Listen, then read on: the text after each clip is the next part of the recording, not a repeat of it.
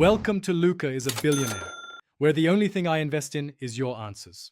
In this video, I will explain how to set up PayPal links. First, navigate to your PayPal account dashboard.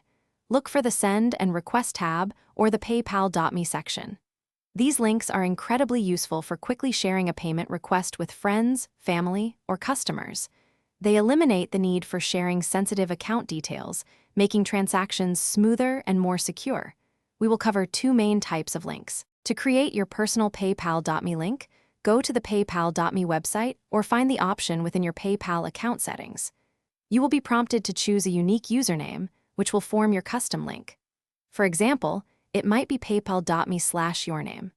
This link is perfect for general payments, and you can even add a specific amount directly to the URL, like paypal.me/yourname/25.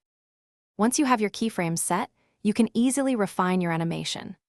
On the timeline, you'll see the keyframe markers. Simply drag them to change when an animation starts or ends, controlling its speed. For smoother transitions, right-click a keyframe to choose an interpolation method, such as linear for constant speed or ease in for a gradual start. Use the navigation arrows in the Properties panel to jump between keyframes for precise adjustments.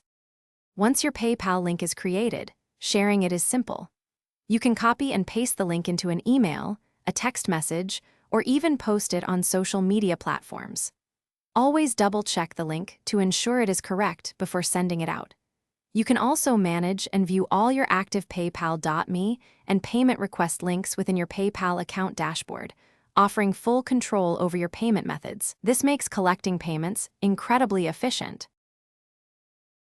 Thanks for watching and please subscribe. It's the best investment you'll ever make.